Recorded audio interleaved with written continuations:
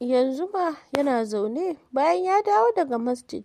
Ya ɗan zauna kusa da Umma Aiman, yana jin kansa duk a takure, ga kuma kallon da Bola take masa, ga Maleek da ke jikinsa, yasa duk yake jinsa a takure. Sarai Umma Aiman ta san bai san yawan mutane da kallo, hakan yasa ta yi masa banza. Tana jin yadda yake zungurinta da rike mata hannu, sosai take son ya saba da 'yan uwansa. To mutumin da zai wakilci dubban jama'a ga baki ɗaya kenan. Mai babban ɗaki ce take ɗan sakacin bakinta saboda naman da ta ci. Ta ce, au, an zauna da sarkin fada da kuma dukkan wanda suke da ruwa da tsaki a naɗin sarautar sabon sarki. A tare Adamsu Sakiru haɗi da Otum suka ɗaga idanunsu suka kalli mai babban ɗaki. Sharafuddin da Junaid kam kowa wayarsa yake dannawa don wannan shirgin baya gabansu. Gyara zama Queen Ayola ta yi tana faɗin, masha Allah, to wa aka tsayar matsayin wanda zai zama sarki na 4 a wannan gari na Benin, wanda zai shugabanci al'ummar Kanzab da mu baki ɗaya. Sanin cewa idan mai babban ɗaki na magana babu mai tankawa, sai an ba da damar magana, hakan ya sa kowa ya shiru. Mai babban ɗaki daidaita zamanta ta yi cikin halin dattako, domin yau bata tashi da rikicin ba. Cikin kamewa ta ce, Queen Ayola Femi, za ki iya fita waje. Mai babban ɗaki ta faɗa ba tare kuma da ta kalli Queen Ayola ɗin ba. Murmushi kawai Queen Ayola ta yi, tana mai danna abin da take ji a ranta. Kafin ta miƙe tana gyara zaman alkyabbar jikinta, ta ɗan durƙuso tare da faɗin, Allah ya wuci zuciyar mai Kanzab da masarauta baki ɗaya. Ta faɗa tare da yin waje. Tana fita mai babban ɗaki ta ce, na san kowa ya matsi ya ji wanda yake shirin zama king. Akwai mitin da yamma, to a nan kowa zai ji komai, kowa zai iya tafiya. Ta faɗa tana ɗaukan apple ta sanya a bakinta. Ɗaya bayan ɗaya suka shiga barin ɗakin. Da sauri Abu Malik ya yunkura zai tashi. Umma Aiman ta yi saurin rike hannunsa. Hakan ya sa ya ɗan kwaɓa fuska tare da faɗin, Ummuna please. Faɗa yana karyar da wuya.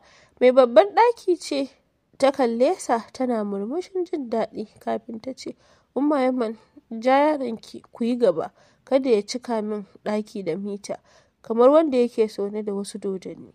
Kwaɓa fuska yayi tare da kallon mai babban ɗaki ya ce, Allah grandma, duk kin cika mutane da surutu. Ya faɗa yana tashi tsaye tare da cire Maleek da ke jikinsa. Kai ka sani, ka cika baki yanzun nan sai na sake ka. Mai babban ɗaki ta faɗa tana miƙewa tare da shafa kansa ta ce, Allah yi maka albarka, Ubangiji ya yi riko da hannayenka Jalaluddin. Allah ya kare ka daga sharrin mutum da aljan, mugun ji da mugun gani. Allah ya kiyaye ka daga gare su zakina. Kallon ta yayi tare da yin gaba, kamar ba zai magana ba, sai kuma ya ce, amin ba don halinki ba. Ya faɗa yana ficewa daga falon nata, kana ya nufi ficewa daga fat ɗin gaba ɗaya. Ganin haka ya sa Maleek binsa da gudu yana faɗin, ba mi zan kwana wajen ka please. Shiru Abu Malik ya yi ba tare da ya ce komai ba. Bola da ke tsaye ta yi saurin faɗin, Abu Malik. Jack ya ja ya tsaya ba tare da ya juya ya kalle ta ba, domin tuni ya ɗauki muryarta. Ganin ya tsaya ya sa Bola dawowa gabansa ta tsaya. Da sauri ya yi ƙasa da idanunsa tare da zuba wa yatsun ƙafar Maleek ido. Ganin hatta ɗan cindan da ke ƙaramin yatsarsa yaron na da shi. Bai san menene yake jin faɗuwar gaba da zarar Maleek ya rabu da shi ba. Abu Malik, sai shi za ka fara duba na a matsayin mace. Macen ma matarka, ko ka manta da cewa ni ɗin matarka ce.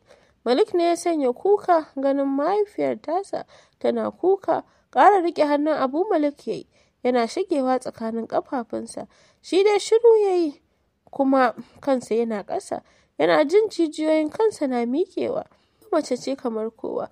Shin kana tunanin ba zan so kasancewa da kai ba? Abu Malik, ban san mene maka ba, haka kuma ba ni da laifi wajen kasancewa matarka, ko kuma kai ƙaddara ce ba za ka iya amsa ba kamar yadda na amsa. Na yadda kowa akwai nashi ƙaddara, so mu ɗauka da ni da kai haka ƙaddarar mu take, kuma ta haka ta zo mana da laifi. Haka kuma ɗana Maleek ba shi da laifi, amma menene ya sanya ba ka son buɗe idanu ka gan mu ne? Don Allah Jalaluddin, ka amshe ni a matsayin mata. Ta ƙara maganar tana haɗa hannayenta alamar roƙo. tana sakin kuka, tana yowa gabansa a ƙoƙarinta na son shigewa jikinsa. Saurin yin baya Abu Maleek ya yi. Maleek da ke ƙafafunsa. Abu Maleek ya saki kuka, yana ƙara riƙe Abu Maleek, duk ya gigice. Rinsa idanunsa Abu Maleek ya yi, yana jin wani jiri na ɗibansa. Nan da nan numfashinsa ya fara sama, ya shiga fisgarsa da ƙyar. Ga wani duhu da ya fara gani a cikin idanunsa, da alama ciwon da ya jima bai tashi, shi yake shirin tashi masa. Bola da bata fahimci komai ba, ta ƙara nufarsa. A ɗan gigice ya sanya dukkan hannayensa a saman shoulder ɗinta tare da matsawa da ƙarfi, wanda ya sanya Bola saurin sakin ƙara.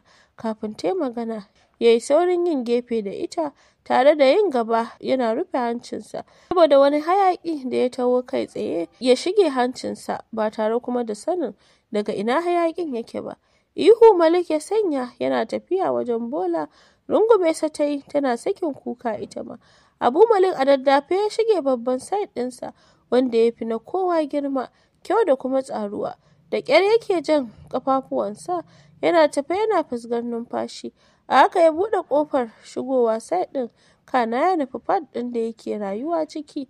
Yana zuwa falon, Ummu Aiman na ajiye Julde a saman kujera tirisita, wacce ta taimaka mata ta yi wanka, ta yi sallah tare da sauya kaya zuwa wata doguwar riga masu mafificin kyau, wanda suka tsaya mata iya cinya.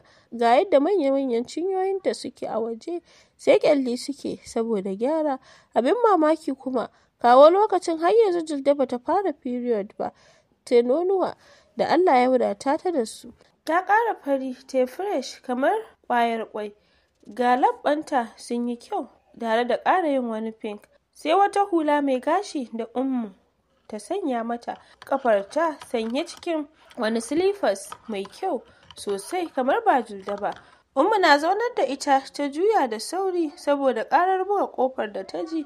Gabanta ne ya faɗi saboda ganin Abu Maleek da ke shirin faɗuwa. Dukkan jikinsa rawa yake, idanunsa a limshe. Da sauri ta yi wajensa.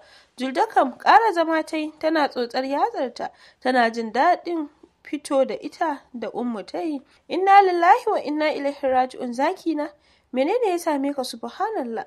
Zaki, me ya faru? Me ya faru da kai? Waye? Kai da waye? Waye ta tare ka? Me aka ce maka? Ina ke maka ciwo? Ko wani ya baka wani abu ka ci ne? Ta ƙara tarin tambayoyin nata. Murya a raunace, hannunsa ta riƙe cikin fusgar numfashi. Ya fara kokawa da labbansa kafin ya samu zarafin furta. Asma, ya faɗa yana yin baya. Kai tsaye ya faɗa saman kujerar da Julde take kai. Kansa ya sauka a ƙirjinta saboda tsayin da ya yi mata. Da wani irin sauri Ummu ta yi waje.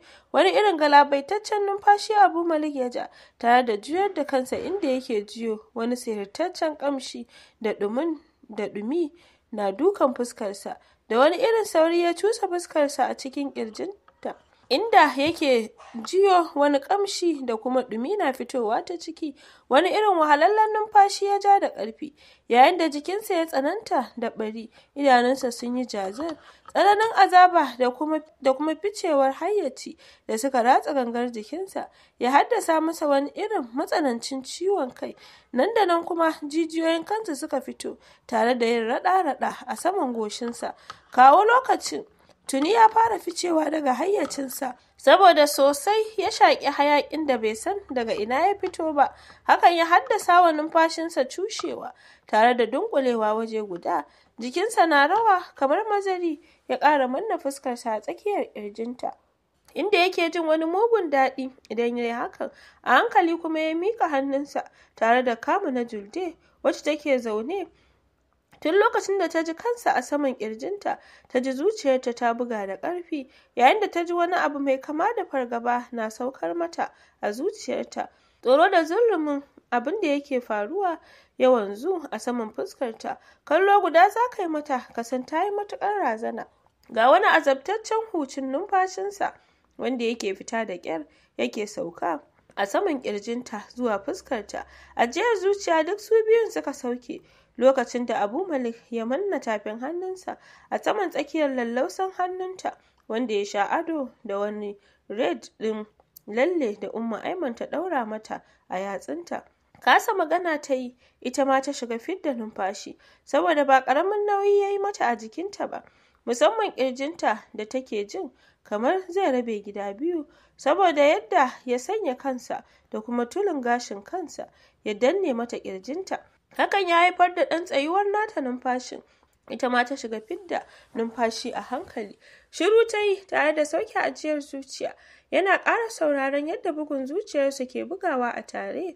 Dub, dub, dub. Haka zuciyarsa ke bugawa a lokaci guda da kuma sauri. Yadda numfashin nasu ke fita a tare kuma yake haɗewa waje guda. Za ka fahimci tabbas su ɗin abu guda ne, amma rashin sani kowa ya ƙi amsar ƙaddarar da ta zo masa. Matsa tafin hannunta da ke cikin nasa ya yi, dalilin tsayuwar da ya ji numfashinsa ya yi, kafin ya zagayar da ɗaya hannun nasa zuwa bayan ƙugunta, ya ƙanƙame shi da ƙarfi, kana ya ja wani irin wahalallen numfashin da ya sanya Julde sakin kuka tare da kifa fuskarta a saman tashi ba tare da ta sani ba. Abu Maleek kam duk yadda yake tunanin halin da yake ciki, bata baki ne, don ma yana trying control ɗin kansa ne. Bakinsa ya buɗe zai magana, amma ya kasa, domin ba zai iya cewa komai ba, saboda zuciyarsa ba zai iya kwatanta yadda yake ji ba a cikin zuciyarsa. Abin ya masa wahala mutum ya fahimci halin da yake ciki, sai shi kaɗai da mahaliccin shi. Shiru kawai ya yi bayan ya ƙara manna fuskarsa a cikin ƙirjinta, kuma labbansa suka sauka a gefen nipple ɗinta da suke cikin rigar bacci. Da sauri Julde ta matsa idanunta saboda jin yadda tsigar jikinta ke mimmiƙewa. Hakan yasa ta ji kamar wani abu ke mata yawo a jiki, kamar kiyashi. Bata taɓa jin irin abin nan a jikinta ba. Hakan yasa ta ƙara sakin kuka. A hankali kuma hawayenta ke sauka a saman fuskarsa. Hakan yasa ya fara fidda wani gigitaccen numfashi. Cikin fitar hayyaci ya ware labbansa da sauri cikin wata kalar murya wadda take nuna ciwon da yake ji ya yi yawa. Ya ce, "Ya Jabbaru." Ya faɗa yana tauna labbansa tare da ƙanƙama Julde sosai a jikinsa. Yana jin kamar ya shige jikinta ya huta. Cikin tashin hankali Umma Aiman ta fita daga cikin sasan na Abu Maleek, kai tsaye kuma ta nufi nata sasan. Tana zuwa ta shiga bedroom tare da nufar wata ƙaramar box. Ta sanya hannunta a jikin box ɗin, ta kawo wuta. Tana sanya yatsarta cikin thumbprint ɗin box ɗin ta buɗe. Cikin sauri ta fara duba drugs ɗin ciki. Cikin sa'a ta samu inhaler nasa. Gaba ɗaya a gigice take. Hakan yasa ko tsayawa rufe box ɗin bata yi ba. Ta fice daga cikin bedroom ɗin. Kai tsaye wajen flat ɗin nasa ta yi. Tana jin yadda hadimarta take mata magana, amma ina, hankalinta na can kan Abu Maleek, wanda ciwon nasa ya ɗimauta ta. Da sassarfa ta nufi Abu Maleek. A hanya ta ci karo da Adams, wanda yake tafe yana latsa wayarsa. Da alama yana wani abu ne mai muhimmanci. Kallon Umma Aiman yayi, ya ga ba yadda ya saba ganin ta ba. Duk da cewa baya sakin jikin yin magana da ita sai ta kama, amma ya danna zuciyarsa. Tare da zame wayar kunnensa, ya nufi wajen Umma Aiman. Cikin tafiyar ƙasaita, yana zuwa ya kalli hannun Umma Aiman. Zaro ido yayi saboda kaduwa da yayi sakamakon ganin inhaler Abu Maleek a hannunta. Sai kuma yayi saurin ɗauke tunanin da yake a ransa. Ya ce, "Umma Aiman, lafiya dai ko?" Kallonsa ta yi cikin damuwa, kamar za ta kuka. Ta ce, "Adam, jikin ɗan uwanka ya tashi." Ikon Allah, shine kawai abin da Adam ya faɗa kafin ya ce, "Tun da ya dawo yayi ne?" Kai ta girgiza masa, idanunta na kawo hawaye. Kowa da rauninsa, amma ita Abu Maleek shine nata raunin. Kafin ta ce, "A'a wallahi, ko ciwon kai bai ba. Kawai yanzu ina falonsa naga ya shigo rike da kirjinsa, ya rufe fuskarsa da tafin hannunsa. Hakan yasa na fahimci halin da yake ciki. Adams, ina jin tsoro. Ban sani ba ko har a Madrid yana tasar masa, ko kuma yanzu ne. Dan uwanka yana buƙatar ka, Adams." Ta faɗa, hawayen idanunta na zuba sosai. Adams ya yi mamaki, domin rabon da ya ga Ummu na kuka ya manta. Har rasuwar King Tunde Muhammad Jalal babu wanda zai ce ya ga zubar hawayenta, amma yanzu dalilin Abu Maleek tana sakin kuka. Kai kawai ya jinjina, ya bi bayan Umma Aiman da kallo kamar zai wuce, sai kuma ya bi bayan Umma Aiman din saboda ya ga yadda jikin Abu Maleek din yake. Kasancewar kofar shiga babban falon a buɗe take, yasa Ummu Aiman kai tsaye ta shige ciki. Tana shiga ta nufi inda suke, sai a lokacin ta tuna da Julde, wacce ta zaunar da ita a wajen. Kallon yadda Julde take kuka wiwi ta yi, duk jikinta rawa yake, yayin da shi kuma yake rike da ita zuwa lokacin. Ko ido baya iya buɗewa, sai aman sautin muryar kukanta kawai da yake jiyowa, sai kuma wani duhu da yake gani a cikin ƙwayar idanunsa. Ummu Aiman na zuwa ta zauna gefen su tare da ɓalla murfin inhaler. Har za ta sanya ta ɗauke Abu Maleek daga jikin Julde, sai kuma ta sauke tare da kallon Julde a hankali ta ce, daina kuka dota, maza sanya masa wannan a baki, bari na ɗaura yatsarki a inda zaki dinga dannawa, ta faɗa tana ɗorawa Julde inhaler a tafin hannunta. Kafin ta lura hannunta a saman bakin Abu Maleek tare da saita bakin inhaler a cikin bakinsa, sai ta tabbatar komai ya daidaita, sannan ta ce, daina kuka yata, idan kina kuka zuciyarsa zafi take, maza fesa masa inhaler, zai samu lafiya insha Allah. Ta ƙara maganar tana shafa kan Abu Maleek tare da tsurawa fuskarsa idanu. Julde da har yanzu bata san me ke damunsa ba, haka kuma bata san matsayinta a wajensa ba, yasa tana jan ajiyar zuciya, jikinta na ɗan rawa, ta danna yatsarta a inda Ummu Aiman ta ɗora mata. Wata ƙaƙƙarfar ajiyar zuciya Abu Maleek ya sauke lokacin da inhaler ta ratsa cikin jikinsa. Da sauri kuma ya zama hannunsa daga ƙugunta ya ɗora saman hannunta da ke bakinsa.